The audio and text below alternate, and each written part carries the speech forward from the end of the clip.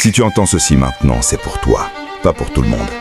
Pour l'homme qui a commencé à voir les choses que les autres ignorent, pour celui qui sent le glissement, pour celui qui comprend que la bonté n'achète pas toujours le respect, pour celui qui a appris que la loyauté n'est pas toujours rendue.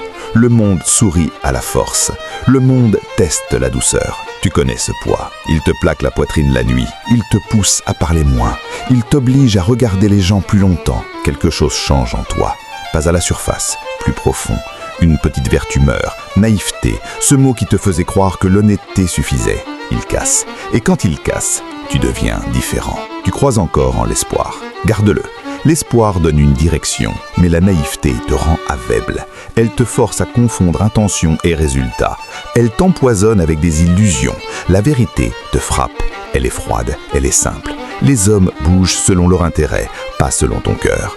Machiavel l'a dit autrement. Il a utilisé des mots savants. Le sens reste le même. Regarde autour de toi et vois les motifs. Chaque trahison devient information. Chaque perte devient discipline. Tu collectes des faits comme on collectionne des pierres. Tu deviens plus lourd, plus solide. Tu deviens plus dur à plier. Ne confonds pas cela avec cruauté. Il faut comprendre la nuance. Devenir dur n'est pas une invitation à briser. C'est un choix de préservation. Tu apprends à fermer l'accès. Tu apprends à préserver ton espace. Tu rends ton silence utile. Silence, arme muette. Il observe, il apprend, il frappe seulement quand nécessaire. La première règle, la mort de la naïveté. La deuxième, la discipline de la retenue émotionnelle. La troisième, le pouvoir du détachement. La quatrième, l'ascension silencieuse. La cinquième, des standards impitoyables. La sixième, l'imprévisibilité comme liberté.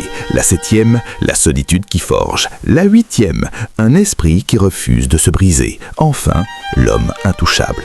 Écoute bien, chaque étape mord. Elle demande de laisser partir des versions de toi-même. Elle meurt pour que naisse autre chose. Pas pire, plus précis. Quand la naïveté meurt, tu commences à voir des schémas là où tu voyais des promesses. Tu commences à mesurer les personnes par leurs actions, pas par leurs mots. Tu remarques les comportements répétés. Tu en fais des règles simples. Qui respecte mes limites? Qui les franchit? Ce tri est silencieux. Il est radical. Tu arrêtes d'expliquer. Explication donne prise. Prise donne pouvoir à ceux qui ne méritent pas. La colère existera toujours. La tristesse aussi. Mais elles ne mèneront plus. Elles seront des cygnes, pas des capitaines. Tu apprendras à sentir le feu et à le laisser te renseigner plutôt que te gouverner. La discipline émotionnelle est une science de la pause. La pause brise le mouvement des autres. Elle laisse leur impulsion retomber. Et quand ils attendent une réaction, tu ne la fournis pas. Ils restent sans ancrage. Tu reprends la mesure. La retenue n'est pas la suppression. Supprimer enfouit. Enfouir explose plus tard. La retenue choisie transforme la colère en stratégie. Elle transforme la blessure en plan. Tu dois apprendre à sentir sans obéir. Regarde ce qui t'entoure. Qui profite quand tu offres tout? Qui prend? Qui donne en retour? La réponse parfois lente, mais honnête. Les gens se révèlent quand ce que tu donnais cesse d'exister. Leur visage change, leurs mots aussi. Le véritable test n'est pas l'adversité évidente. C'est l'accessibilité retirée. Désactive l'accès gratuit à toi-même. Raréfie ta présence. Ton temps est la monnaie la plus rare. Garde-la. Quand tu deviens avare de toi-même, tu ne deviens pas moins humain. Tu deviens précieux. Et la précieuse rareté attire plus de respect que la disponibilité illimitée. Tu vas perdre des gens. C'est la règle. Certains partent parce qu'ils n'étaient jamais là pour autre chose que leur confort. D'autres partent parce que ta présence mettait leur chaos en lumière. Ne cherche pas à les forcer à rester. Laisser partir est une compétence. Elle préserve ton énergie. Elle affûte ton jugement. Le détachement n'est pas l'indifférence. C'est clarté. C'est la capacité à donner sans dépendre. Tu peux aimer sans t'effondrer. Tu peux obéir à tes principes, même lorsque l'amour te presse de les plier. La dépendance gêne la vision. Elle obscurcit la logique. Tu dois garder ta vision nette. Quand tu choisis de te détacher, les gens commencent à te traiter différemment. Ils sentent que tu peux partir. Cette possibilité te rend puissant. Le pouvoir ne nécessite pas de l'agressivité. Il exige la possibilité de retrait. Le retrait est ton dernier mot. Il est silencieux, il est définitif. La quatrième phase est la construction silencieuse. Ici, tu agis sans annoncer. Tu travailles en dehors des regards. Ta progression devient imprévisible. Quand les résultats apparaissent, ils semblent surgir de nulle part. Les hommes bruyants attirent des ennemis précoces. Les hommes silencieux attirent le respect durable. Ne parle pas de tes plans. Fais-les. que tes actions soient la seule explication nécessaire. La parole gratuite donne crise aux jalousies. Les jalousies deviennent des sabotages. Ton avantage est souvent dans ce que tu ne dis pas. La discipline crée des standards. Les standards sont des remparts. Sans eux, la cohérence s'effrite. Tu deviens l'esclave des circonstances. Établis des règles pour toi-même, des règles pour ton comportement, des règles pour ton entourage, des règles pour tes engagements. Quand tu dis non, fais-le simplement, sans drama. Le non ferme. Il n'implore pas d'explication. La personne qui veut négocier ton non ne doit pas trouver de place pour argumenter. Le non est le prix d'entrée. Si quelqu'un doute de ce non, il négocie avec quelqu'un d'autre. Tu vas être accusé. On t'appellera dur, on t'appellera froid. Les mêmes voix qui te trouvaient pratique hier critiqueront ta retenue aujourd'hui. Ne les laisse pas te faire douter. Souvent, ce que les autres appellent froideur n'est que ta résistance à être utilisée. L'imprévisibilité devient ta seconde liberté. Elle vient de la retenue maîtrisée. Les hommes prévisibles sont faciles à contrôler. On apprend comment les pousser, mais si tu ne réponds pas comme attendu, leur stratégie échoue. Tu ne deviens pas incohérent.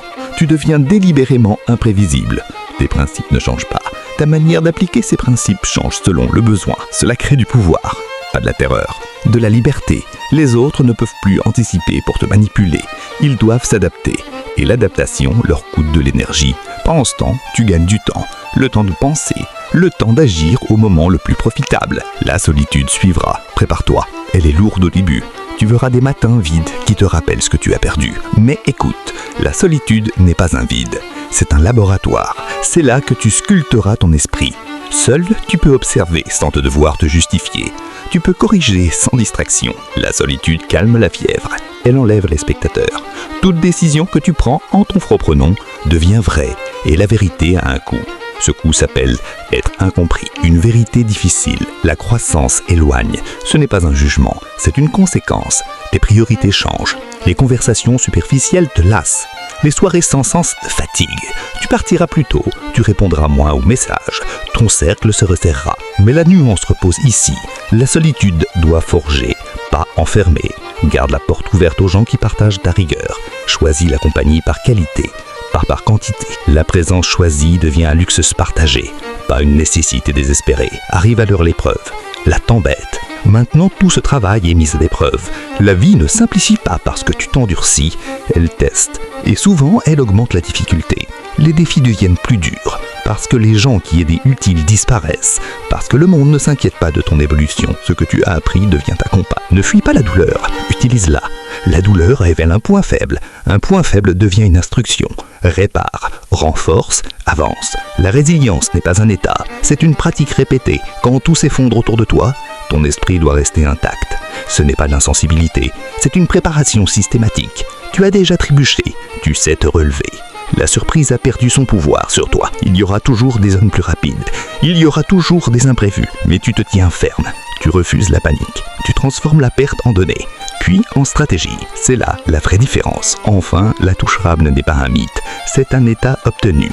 Il résulte d'une accumulation de choix, de répétitions, de refus, de défections. Il ne dépend pas de circonstances idéales. Il dépend de ta capacité à te maintenir fidèle à tes principes. Quand personne ne regarde, tu n'es pas devenu sans cœur. Tu es devenu volontaire. Ton cœur bat encore. Il bat pour ta direction. Il bat pour ceux qui méritent ta loyauté, pas pour les opportunistes. Le chemin demande de la cruauté parfois, mais pas la cruauté des brutes. La cruauté des chirurgiens. On coupe pour sauver. On sacrifie pour préserver. On enlève ce qui gêne la fonction vitale. Écoute ceci comme un contrat avec toi-même. Tu vas manquer. Tu vas te tromper. Tu vas regretter. C'est normal. Apprends vite. Décide plus vite. Répare plus vite. N'oublie pas la dernière leçon. Humilité et vigilance. Le pouvoir sans humilité devient arrogance. L'arrogance attire l'oubli de la méthode. La méthode, c'est la répétition des actes qui t'ont rendu dur et calme. Garde-la. Mets-la à l'épreuve. Réajuste. Continue. Ton tublisme triple ne va pas devenir poisson. Ne laisse pas l'absence d'émotion te transformer en automate. Ton humanité est ton instrument le plus précieux. Utilise-le avec précision, pas avec abandon. La transformation se déroule par étapes, mais elle est aussi un état permanent d'entretien. Tu répètes les gestes, tu vérifies des standards, tu restes intouchable. Non parce que tu es invincible, mais parce que tu es préparé. Un matin, tu te lèves tôt. Tu fais ce que t'as promis la veille. Tu le fais encore demain. Tu dis ce que tu veux dire en peu de mots. Tu n'offres pas d'explications inutiles. Tu laisses tes résultats parler. Tu tiens ta parole privée. Tu laisses tes actes tenir ta réputation publique. Dans une discussion, tu choisis le silence. Le silence crée une pause. La pause crée doute. Le doute oblige l'autre à s'expliquer. Pendant qu'il s'explique, tu masses l'information. Tu observes la cohérence. Tu décides. La décision ne vient jamais d'un feu émotionnel. Elle vient d'une somme de faits. Dans les relations, tu demandes plus que des mots. Tu demandes constance. Tu observes le ratio. Ceux qui donnent prennent soin de revenir. Ceux qui prennent disparaissent. Tu agis en conséquence. Dans le travail, tu construis en secret. Tu évites la parade. Tu investis ta période d'effort sans applaudir. Quand les fruits arrivent, ils semblent presque injustes, mais tu sais le prix payé. Personne ne peut te le retirer.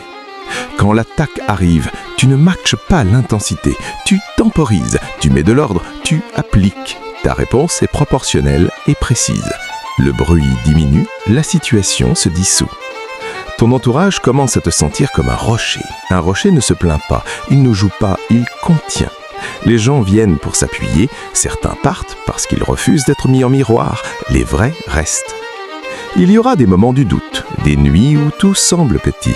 Rappelle-toi, la solitude t'a affûté, la douleur t'a renseigné, le retrait t'a protégé, le silence t'a permis d'apprendre. La route n'est pas une ligne droite. Il y aura des déroutes, mais la répétition mène, la constance forge, la maîtrise s'installe. Te souviens-tu pourquoi tu as commencé ? Pour la dignité, pour l'intégrité, pour ne plus être manipulé, pour garder ta direction. Rappelle-toi cela dans la fatigue. Le monde essaiera de te ramener à l'ancien toi. Il te séduira avec la facilité, il te flattera, il te proposera des raccourcis. Refuse-les. Rien de durable ne vient de raccourcis. Maintiens tes standards, ils sont ton code. Ils sont la carte de navigation. Sans carte, on erre. Avec la carte, on choisit la destination. Maintenant, un dernier point. La vraie force ne s'expose pas pour être vue, elle se montre dans les détails, dans la parole rare et décisive, dans la main qui tient ses promesses, dans le regard qui ne lâche pas quand tout vacille.